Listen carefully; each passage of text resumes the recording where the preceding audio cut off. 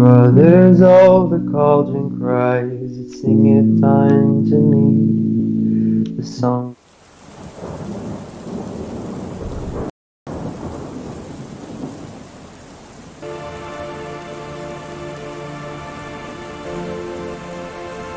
Hello, my lovelies. This is Paisley Wild, and we are off adventuring into the spaces between because why not?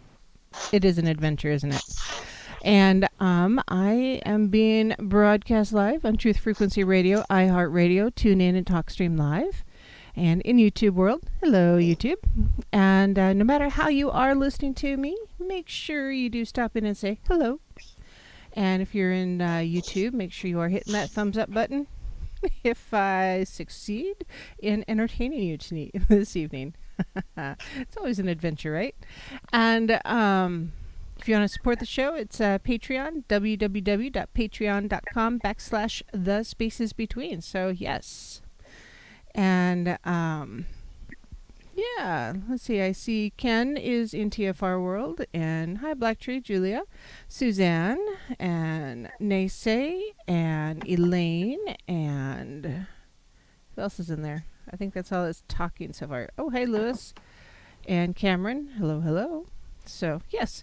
So last night we were talking about, well, the title of the show is Release the Hounds, but it actually meant Release the Dogma because there's a lot of dogma actually associated with paganism. And I was talking to Bela, and y'all can see her. Bela, are you able to talk yet? Did I mess you up? Yeah. Yay! I can hear you. I didn't mess Can it you up hear this me? time. I hear you just fine. Thank you. And so we were kind of talking about some of the dogma that's generally associated with paganism, and not just what's associated, but also what seems to be kind of drug into paganism from other places. And just frustratingly, because there's a lot of things that, you know, we grow up with, the habits, the traditions, the culture that we grew up in. And when we become pagan, we often bring all that baggage with us and try to apply it to paganism. And we probably shouldn't, right? This is Bela, by the way. So, yeah, they want to know Yes. who the cute Definitely guest not. is. What's I that? said they want to know who the cute guest is. So you're the cute one. Oh, that's my dog. You can't see him. He's off camera. So So yeah, dogma. And we kind of had a little bit of a glitch at break yesterday. So I guess let's pick up where we left off last night, talking about dogma and misconceptions and preconceived notions and all that stuff. yeah, I mean, we talked about, the misconceptions when it comes to deity, having a deity versus not having a deity, must you have a deity, and so on and so forth. But what we didn't get to talk to was, I think, another common misconception of people coming, I guess you can say, from the outside, coming in, is when they're bringing their usual traditional Abrahamic religions, the other thing that they think of is the holidays. What are the holidays that I'm supposed to be celebrating? And I noticed there's a huge misconception that all pagans celebrate the wheel of the year as it's defined by Wicca and the Celtic faith. And that's not necessarily the case. In fact, that's not the case. But again, just like we were talking yesterday, because that happens to be the easiest piece of information that's out there, that it's been grouped and treated. Paganism, I noticed, pagans are treated much like how they are or were treating the Abrahamic religions, which is it's all encompassing. And paganism itself is made up of literally hundreds of different religions with varying practices, varying beliefs, varying deities, and yes, even varying celebrations and holidays. Yes. So, we just had the winter solstice. And when you look across social media, everybody is just as mechanically, as we see Merry Christmas, we're all say Happy Yule, Merry Yule, Merry Yule. Well, half of us don't even celebrate Yule. But again, it's that misconception of, well, you're pagan, you must celebrate Yule. And, going back to, it's a lot easier for me to say it than it is to do it, but you have to let go of what you're bringing in from those structured, organized Abrahamic religions. And sometimes you don't even realize what you're hanging on to. But, kind of start making it a practice. Everything that I'm about to say or assume, should I assume?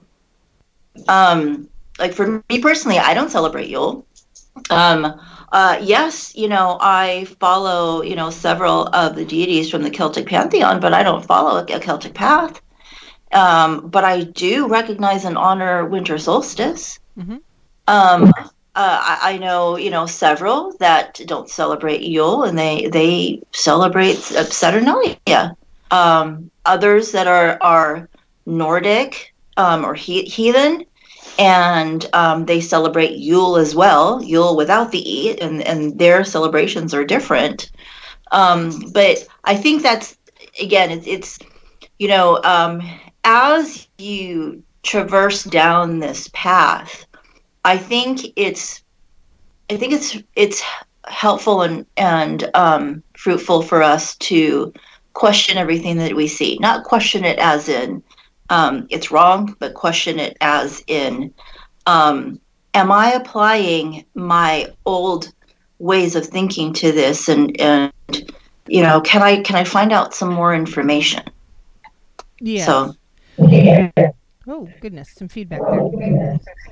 So, I think you're right there. Because I see a lot of posts, a lot of comments, and a lot of discussion about what is going on, with the calendar, what's the holidays to celebrate, and what, what is the right way to be a pagan, or the right way to be a witch. And it's really hard, I think, for a lot of people to wrap their head around. There is no exact right way unless you are following a specific tradition, like Wicca, for instance.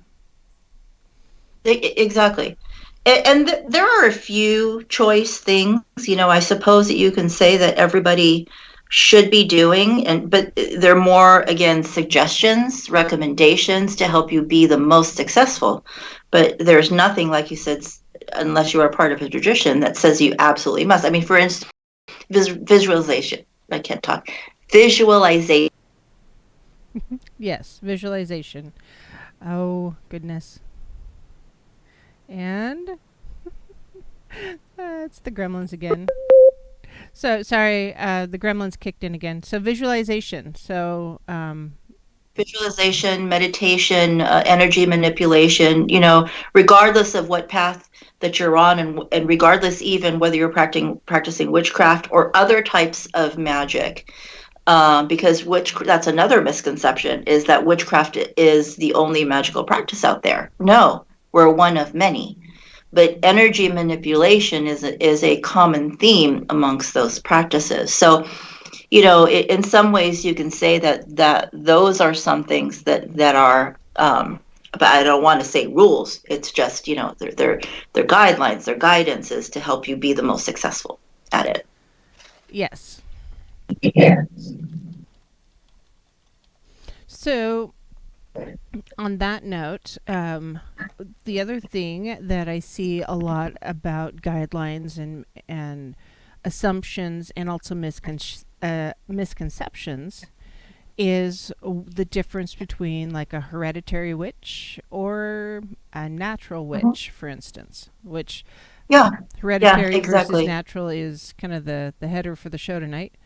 And just so you guys know, because I do a lot of defining and clarification, a hereditary witch is generally someone who generally grew up in a tradition or grew up, the family's teaching it, or maybe it's a direct instruction from someone in their family. A natural witch is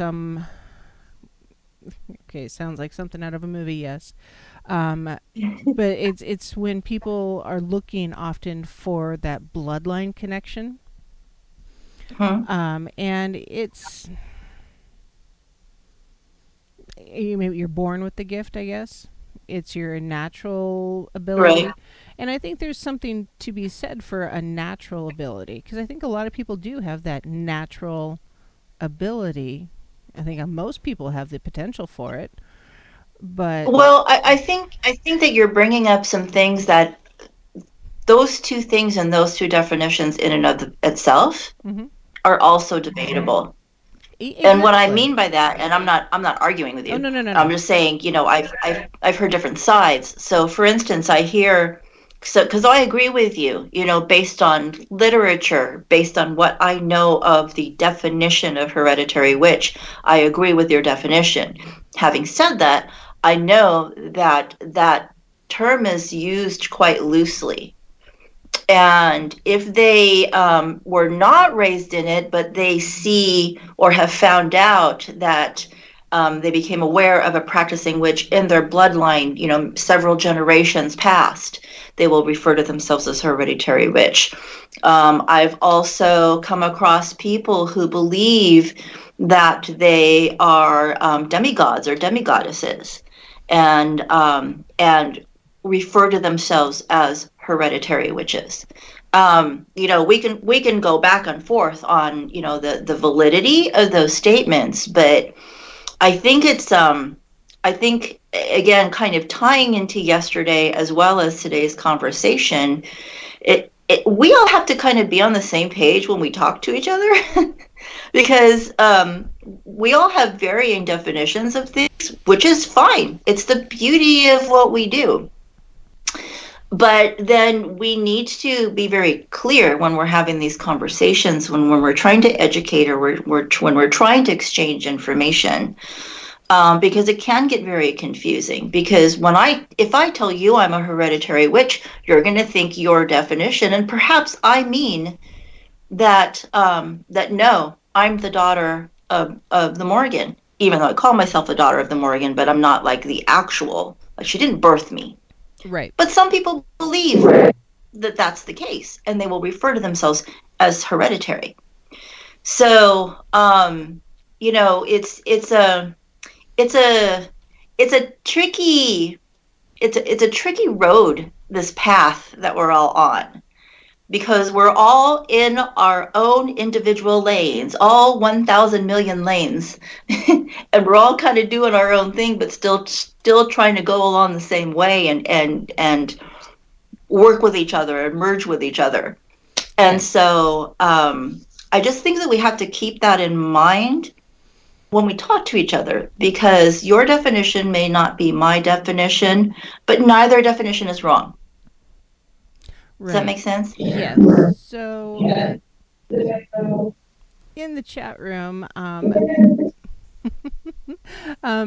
someone is asked, she's confused, I think, about the two different ways. But there's also a lot of information that's, about being misled. There's misunderstanding, and there's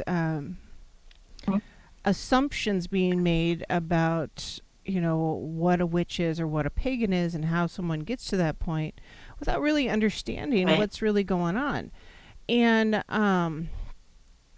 it's it's frustrating because there's shaming going on. You know how there's been the whole trend for, the fat shaming or the skinny shaming or the pregnancy shaming or whatever. Waiting for the yoga Yeah, pant shaming, honestly. But sure. it's in reality, I think if you were to look back into anybody's genealogy, there is going to be a connection to someone who practiced witchcraft at some point in their life. And so it's to see that anybody could Um, be. connected, I Well, suppose. yeah, I mean, one of the things I was going to say before that I forgot to mention is that, some of us, and me being one of them, believes that every person on this planet is capable of practicing magic. It's not a matter of whether you were born with the ability or not. It's a matter of, um, are you willing to believe and be aware and learn about it? And the vast majority are not, which is why it feels like or seems like it's something, unique. And I am not trying to downplay and say, you guys are all normal. That's not what I'm trying to say. But what I'm saying is, I personally don't necessarily believe that that some people will come into this path and never be able to do it because they just weren't quote unquote born. Wasn't somewhere down the line. Because, like you said, it could all be somewhere down the line, generations upon generations. And then you take somebody like myself, poster child of how do you define me? I'm adopted. And so, what, I can't pull papers, like I'm a, full bred dog. And so I can't be a witch now because I can't show my papers. I mean, you start going down that track, and so it's wonderful if you can find that kind of thing in your genealogy, and if you can find that in your family tree. That's wonderful, and cherish that. But you don't hold that to where everybody must produce that to be real and true.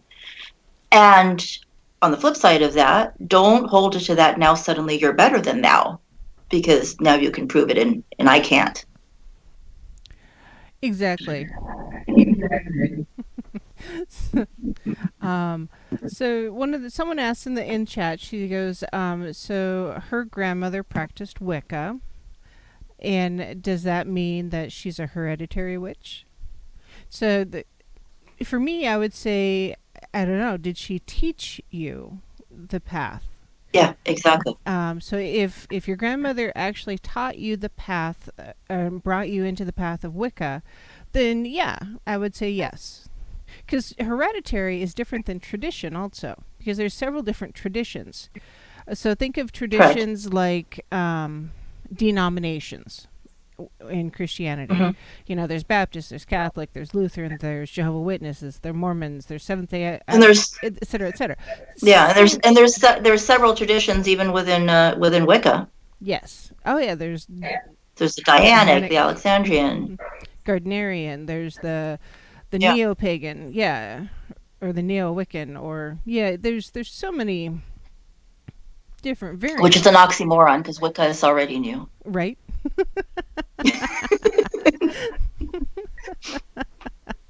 Exactly. Sorry, I had to slip that in there. So yeah, and it's just, it's frustrating to see things that people say. I don't know if it's the keyword or the keyboard warrior phenomena coming out. Everybody's in this chat room or social Yeah. media group or whatever, and I'm better than you because of I light my candles with a stick rather than with a lighter. It's Yeah. Yeah, I mean, even that is, different practice based. And, you and I, we, even within our own social media circles, know several quote unquote hereditary witches. And you compare their practices, they're vastly different. So, for me personally, it is wonderful if you were born into an actively practicing family that can teach you from when you were born, just like the Abrahamic religions do with raising their kids Christian or raising their kids Catholic. That's wonderful if you can do that. But if you don't have that, which honestly most of us don't, um, then that's when you have to take it upon yourself to research, to study. But you have to take that also one step further. And again, this is me personally talking. Um, is you also have to look within as well. So you have to read, but you also have to look within, and you have to learn how to hone in on your intuition and develop that intuition. Because whether or not we know what our lineage is, our ancestors know, and they are there. Whether we recognize them or not, whether we sense them or not, whether we talk to them or not, they are there. And they're guiding us. Again, whether we know it or not. Yes. And through our intuition, it is one of, the most common ways and the easiest ways for them to do so. And so if you are traversing down a path that somebody didn't start you off on training wheels and sent you on your way, and you're doing it on your own, then you gather all the information, but then you look within and you really try to, how does this feel? How does this resonate with you? Don't just start doing this and doing that because the book says that I have to put my athame here, or that I even have to call it an athame, or that I have to put my chalice here. How does that feel to you? Again, always a disclaimer, always a caveat, unless you are already part, a tradition or part of a coven or whatever. And I think, I think people are unsure that they can even do that. Yes. Yeah. And two, or they're fearful to do that, in fear that they are going to either hurt the feelings of a particular deity or anger a particular deity, or that they're going to be shamed by their peers. Why are you doing that way? That's not the way to do it. That's not what Scott Cunningham says. Exactly. And I mean, am I right? Oh, very much so. I mean, I see people in not just the amino chat that we're in, but in other social media groups saying, "Ooh, how do I set up my altar for Yule?" Or "How do I do this for that event?" Or any of those things, and it's really bizarre to me because there is no exact right way to set up your altar. Partly because people have it oriented differently in their house, if for no other reason. Not everybody has the same space. I mean, Right. And not everybody is following the same path. I mean, I can see in the background there, you've got a couple different things going on. You've got the Morgan off your right shoulder, and Oh yeah, I have a Morgan picture here. yeah, and then you've got the Kanuno stuff going off to your left because we talked about that yesterday for a bit. And Yeah. that's a real thing. I mean, you don't have to have just one altar for your entire practice, or you don't have to have little altars for each, individual thing or sanctified space. It ebbs and flows with what your needs are and what you have space for, what you have energy for. I mean, Exactly. there's small children in my world, so there are certain things that I'm not going to put down or where they can reach because it'll be destroyed and that'll upset me, and that's not okay. So you got to really be pay attention to what is what your life has room for, and also Right. what your tradition's calling for. So Right. yeah. And even beyond that, what if you're a closeted witch? What if you are a minor and you don't have the means? You don't have your own funds.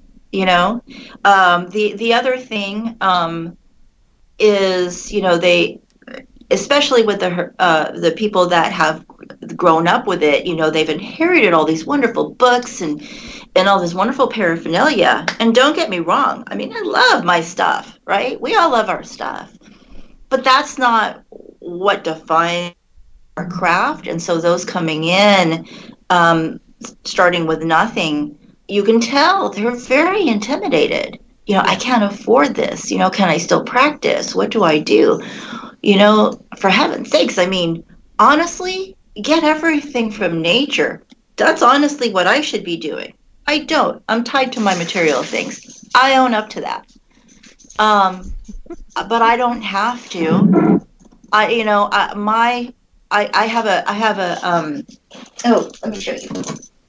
One of my most prized possessions, sticks from one of my jobs that I put together. And I paid $0 for this.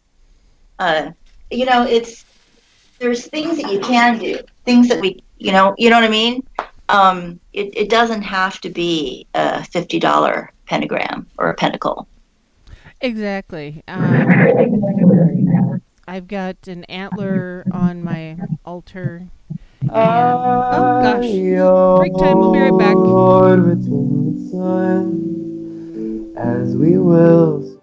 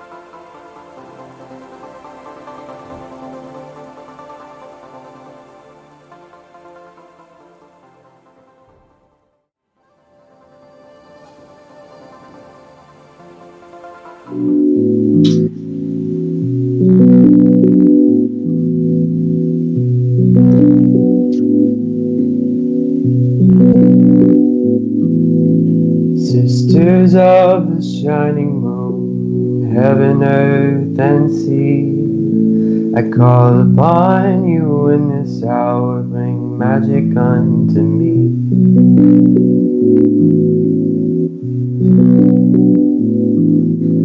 Brothers, oh, the cauldron cries, it singeth unto me, the songs of Mother Goddess and of Father in the tree.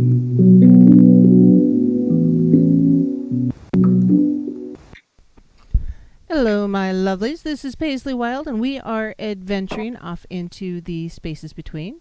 And Lewis, that song is by Dalton Hurst, Hurst.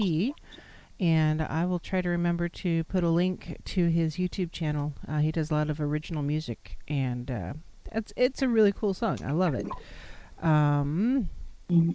I would have to tell you what it's called and look it up, and I'll do that later. But no, it's a good song. So yeah, I'll put that in there in a bit. Call lines are open, just so you know. I dropped the number in there somewhere. Or you can send me an email. It's wildpaisley@gmail.com. wildepaisley@gmail.com. So yeah, we're talking with Bela. Hi, Bela. And Hi. the break kind of snuck up on us, but that's all good. Yeah. It's amazing how fast time goes when you're talking and having, a good discussion, and the material's good. Absolutely. Absolutely. So Well, I think, where did we leave off? I don't know. I didn't write it I down. remember showing you my pentacle. Yeah, your pentacle. Oh, I said. And then I blanked. Right. So, some of the candles that I use, for instance, I get from the dollar store. It's a pack of emergency candles. They're white candles, which are pretty universal. Yeah. For shorter things, I actually use birthday candles. You can get a box of birthday candles at the dollar store for almost nothing. So if I want to send energy out into the universe for someone, or something like that, or for someone that is really important for that candle to burn down in its entirety, and I don't necessarily have a lot of time because of life, I'll use that birthday candle because they're short. They come in multiple colors. I mean, lots of colors. And Hanukkah candles too, by the way. What's that? Hanukkah candles too. Unfortunately, you can only get them once a year, but stock up when they're on Advent sale. candles. Yeah, there should be candle sales here in this next week. And then Let's. I'm sorry. Go ahead. I was gonna say a bunch of the other stuff. I have like a robin's eggshell. That was pretty free. I just pretty free. Yep, pretty free. And I've got a deer antler that was I believe it was a shed, not somebody didn't hunt it down. It was just something that came off a deer naturally. Right. And I've got stones and crystals, that are just, natural. But I mean, some of those cost something because I bought them, but there's places all over that you can go to find stones and crystals and such. So. And then you can also, as I mentioned, look within, look to yourself. There was somebody, this was like a year ago, that posted, it was a closeted witch. I think he was like 16 years old. And he said, I don't have any money. There's no way I'm going to ask my parents. I live in the city. I can't really find anything. And so he got super creative. And he had this little porcelain thing, just some random thing of a chef. And to him, that represented fire because you cook over a fire. And so that's what he used to represent the element of I was going to say the element of a chef, the element of fire. And but the point being is that, you have to really look to yourself. you are honestly, you and your spirit guides and your ancestors, and if you have a deity, that's the final say. Unless you are, again, part of a coven or part of a tradition, you guys have the final say. If what books are telling you isn't jiving with you, then figure out what does. Everybody says pink means love, friendship. Okay, well, what if it doesn't? If you look at it and go, I'm sorry, I just don't feel the love when I look at pink. I feel the love when I look at blue. Then by golly, blue represents love to you. Just because some Pinterest thing says that blue is supposed to be for healing and not love. I mean, don't you do I hate the saying, but you do you. Because in order for our stuff to work, it has to come from within. We have to be able to direct those emotions, direct those energies. And once we start reading from a script, unless we're damn good actors, we've lost that emotion and we've lost that energy. And we might as well just be reading the newspaper out loud. Exactly. I mean, when it comes to colors, so right now in our culture, blue represents boy and pink represents girl. But it wasn't too long ago when pink represented boy and blue represented girl. So there was a total flip-flop. And that kind of thing changes with society and culture. So when you're saying, oh, you can only use silver candles for the new moon, I'm picking something at random. That's not... That's today's interpretation. That doesn't necessarily mean it's always going to be that way. There's a question in chat, speaking of candles and such, says, do you think an all-natural organic candle compared to one with chemicals will allow your manifestation to occur better or less? Good question, or should you use cannabis candles, beeswax, white, or soy candles, or what's best? So that's from Naysay. That's a really good question, I think. Good question, buddy. Yeah. I think that, again, it's very dependent on how one would answer it. If for my personal opinion, I don't necessarily think that in and of itself is going to make a difference. Where it does make a difference, however, is if you do candle wax readings. If you care about that, then that's definitely going to make a difference. They make candles today that purposely do not drip wax. Yes. And so you may inadvertently think that everything went peach keen because there's no wax left, when in reality you just bought a candle that doesn't drip wax. And then, beeswax, those are more likely to burn all the way through, whereas paraffin may not necessarily, so there's a lot of things to take into consideration. And to me, it always goes back to, what is your purpose? What is your goal? If you don't care about, reading the candle wax, if you're not too concerned about that, if you are not a vegan, if you're not, think first about your personal concerns. Other than that, to me, and again, this is me personally, the energy that you are getting from candle magic is the fire, the burning of the wick, and that fire energy. That's why candles represent the fire element. So that's my personal opinion. What about you? What do you think? I think it has a lot to do with intention. I don't have a preference, I guess. I like a cleaner candle rather than one that's going to spit out a lot of dirty smoke and such. But I think you're right. If you're looking for a certain result or assuming a certain result from a candle, and it has to do with the wax, then you really do need something that's going to give you some wax afterwards, rather than one that's going to burn it all up. I just hi Luna. Hi Bella. Luna, it's Dawn. Bella, yes. I just read an article, and of course, anytime you read anything on the internet, you have to be careful about what you're reading. But it was talking about Right. all these candles that are out and things like that. And it talked about, how much pollution it actually puts out. And it actually said that a lot of these candles we buy nowadays, especially the funky scented ones, put out as much pollution as a diesel truck.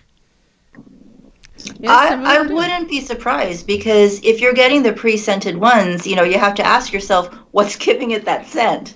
So they're Right. clearly putting something in it, and most likely chemicals.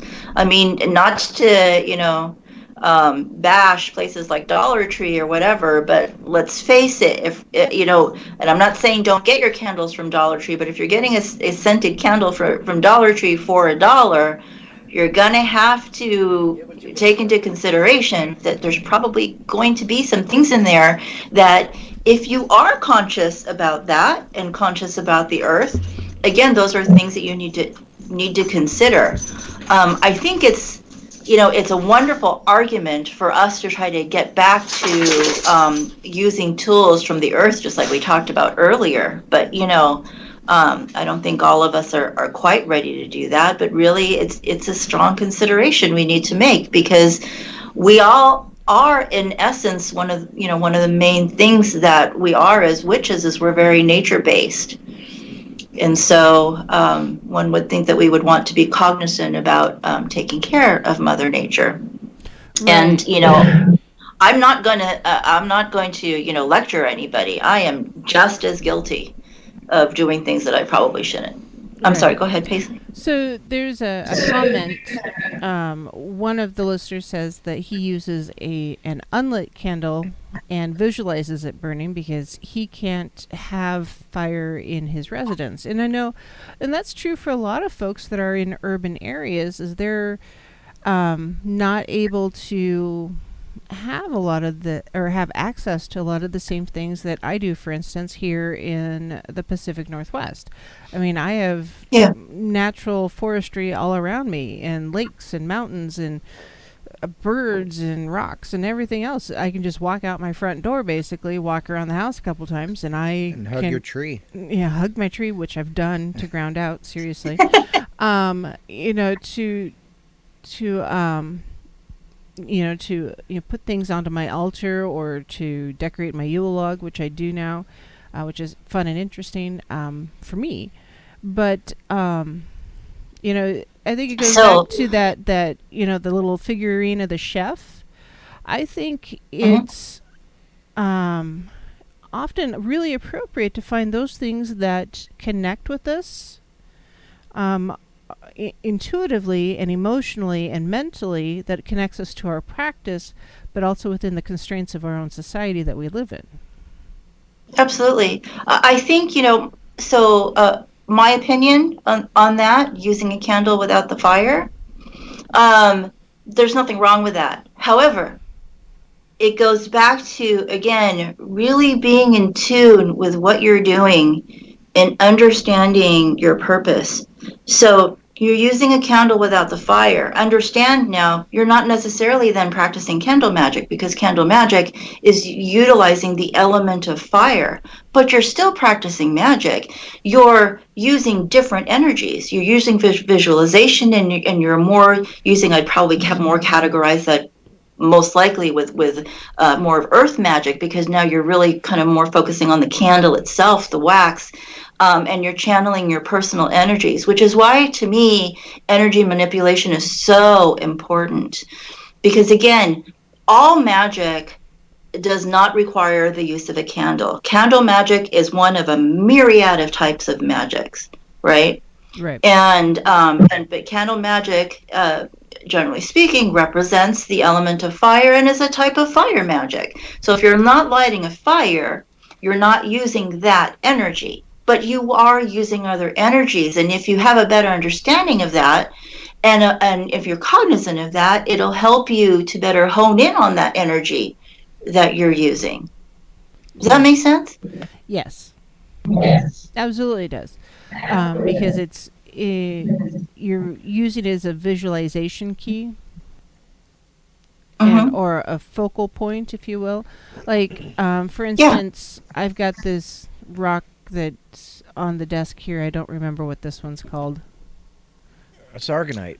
And I can't see it, so I can't tell you. Sargonite? Argonite. Argonite. I don't know. It's this Oh, prickly, okay. heavy one. It's for grounding and all that. It's kind of cool. It's nice and heavy. Yeah, it's about the size of a 25-cent gumball, honestly, except for pokey. And Wow. and it's really heavy. I mean, but it's for grounding and such. But if I'm feeling twitchy or needing to ground, really, I'll play with it just a little bit. And it's for me, I can visualize that it's a grounding stone. So as I'm hanging on to it, it's like, all right, I'm grounding out some of that energy. Mm-hmm. I think it's a good thing. So, yeah, Nase, just to address that, generally speaking, because he asked if we're trying to manipulate natural energies, would we generally want to use a non-synthetic candle to tap into the natural energies more? And I think yes, generally speaking, but you also use the tools available to you. Right. I mean, but also understand that, if it's not feeling right to you, then do another type of magic. Candle magic is not the only thing out there. Right. If you are not able to, I'm just using this as an example, right? If you're living in a place where they don't allow you to light candles and you only have access to poorly made candles and that are comprised of things that you don't want to put out into the earth, then maybe candle magic isn't something that you're going to want to practice. There are other types of magic that you can do. There's crystals. There's magic with the elements. There's other elemental magics. You've got water. You've got air. You've got earth magic. You've got sigils you can do. There's candle magic is not, again, going back to the kind of misconceptions. Candle magic does not equate to witchcraft. Right. It's just one of many different types and forms. It's just another tool. So if candles, exactly. So, like in my office at work, I have a fountain that's sitting on the counter. Actually, it's in the sink because it has a leak. Yeah. So I fill it up every day. So I have my fountain going in the background, partly because I use it for a noise thing because I am often in a noisy place. So I shut my door, listen to my fountain. And it's not there for magic. It's there just to soothe me. But I could see how having a fountain or water feature or water something available to you could be used for magic. Absolutely. Well, meditation. Or meditation, yes. Absolutely, yes, meditation. Yeah. Well, there's a lot of elemental witches out there that their primary magical practice is focused on the elements, and again, fire only being one of them. Yes. When you blow on something, that is activating it because that's your life breath. That can be considered air magic, or taking your spell work and burying it in the ground next to your tree, and practicing a little bit of earth magic. There's other elements. Fire is easy. You light a candle, there it is. It's there's chemical reactions, there's fire right there. There's energy right there. But if that's something that is not readily accessible to you, or not in a way that you feel comfortable with, explore the other elements. Right. Well, and there's other ways to explore it. So going back to people who are still in the pagan pantry, broom closet, whatever, if you don't I know, right? I've never heard that before. The pagan pantry, yeah. The broom closet, both of those, yes. Is that a Paisleyism? No, actually, I've heard that one elsewhere, and I just like them. If you have a plant, for instance, any potted plant, there's your element of earth right there in your pot. Exactly. And it doesn't look like an altar. And I know a lot of people have those little garden gnomes everywhere. You can get one that represents something that appeals to you for your practice, and you can stick it in the pot with your plant, or you can put, other rocks or stones or crystals in there. I know a lot of people do that. Or, driftwood is very decorative. Maybe that could be a representation almost of water if you can't have a water feature because it's a wood that's been affected by water. Or you can use, macrame, for instance. Not magic. Is very much, could be not magic and is very Absolutely. decorative. A lot of people Not magic is an excellent. It's an excellent thing for a closeted witch. Not magic. Absolutely. A lot of people have like the dream catchers. Now, Mm-hmm. I have really mixed feelings about dream catchers in general. They're very commercialized anymore, and Right. I don't think the commercially purchased dream catchers, You can buy them at the Dollar Tree. right? I don't think they have quite the same intent or meaning behind them.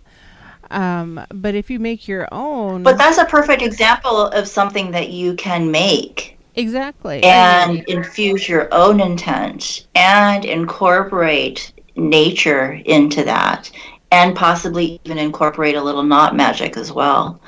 It's all about thinking outside of the box. If you're not comfortable with thinking outside of the box, start getting comfortable with it. oh yeah, Because one of the beauties of witchcraft, one of the reasons why I enjoy witchcraft as opposed to ceremonial magic, for example. I find it very interesting. There's a few things here and there that I might incorporate, but it's too rigid for me. Witchcraft is the ultimate form of expression of creativity. To think outside of the box. yeah, very much so. Yeah, very much so. Or outside of the candle or jar or whatever you want to put it. Yes. And once people know that you collect something and just, oh hey, I think this is cool, whatever it is, maybe it's dragons or maybe it's teacups or anything like that. Your family will start saying, oh no, that's just his collection. They won't even say or her collection or whatever. They won't assume that, oh hey, this is a pagan thing or a witchcraft thing. It's just your quirky thing that you collect these whatever they are. And there's nothing wrong with that. And it's a really easy way. Thank you for bringing that up. I'm glad you brought that up because a lot of the younger folks, I see them absolutely freak out and fearful. I want crystals for Christmas, but I'm so afraid to ask my mom to get me crystals for Christmas because she's going to think I'm a witch. And I said, since when? I mean, crystals are used and collected by a million different people. It doesn't have to be because of witchcraft. You enjoy rocks. You collect rocks. That's okay. Don't be so scared about what you have that it's going to expose you. That's a dogma. Because I'm sorry? It's a dogma. Yeah, exactly. There we go, back to that word again. Right? It's everywhere. So speaking of that, we're at the 3-minute mark. So I think we're probably going to wrap it up there. We could probably keep going for hours. And I can. I think we're going to probably, you and I should talk about doing like a roundtable thing at some point on That'd a be Sunday awesome. on an afternoon. I think that'd be more fun. Mm-hmm. And then, I think it'd be good. So yeah. Oh yeah. Speaking of crystals and stones, they're now being cut in different shapes, hearts and stars and whatnots. And so if you get someone a stone that's like a pink quartz because they like pink and hearts, I mean, no one knows that that's anything other than a pretty pink rock. So, anyways. Yeah, and that's actually not new. No. I mean, no, it's just more popular and more common. So, yeah. on that note, if you want to email me, that would be awesome. It's wildpaisley@gmail.com, WILDEPAISLEY @gmail.com. And you can support the Patreon at www.patreon.com/thespacesbetween. Were you going to say something? Don? Oh, why don't you push your amino? Oh, so 30 plus pagans and witches amino. I suppose we could push it. We are geared specifically to those who are over the age of 30 because we want grown-ups and people who can think for themselves, in theory. And yeah, the amino platform, I'll drop the link to it in the show comments. So any last thoughts in 20 seconds or less, Bella? Well, can I also mention the introverted, my amino, or Yes. my community? Yep. Quick. Is that okay? Quick. Yeah, and then send it to me, the link, and I'll drop it in the show notes. Yeah. I have also an amino community. It's called Introverted Witches Grimoire for, well, for introverted witches like me, even though it doesn't seem like it right now because I'm sitting here talking to all of you guys. But I actually really don't like crowds or anything like that, and I don't like talking in chat rooms. And if you're like me and you just want to exchange. Yep, and there's the end. So, yes, give me the link. So, merry meet, merry part, and merry meet again. And hold on, Bella, and I will hang up, and we'll talk to you all next weekend. If I can figure out how to run this thing.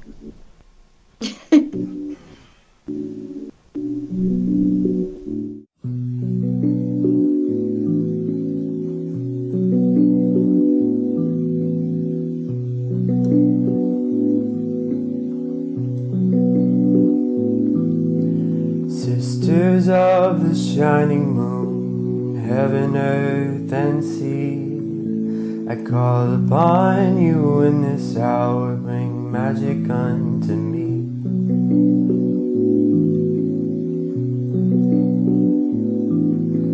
Brothers, oh, the cauldron cries, it singeth unto me the songs of Mother Goddess and the Father in the tree.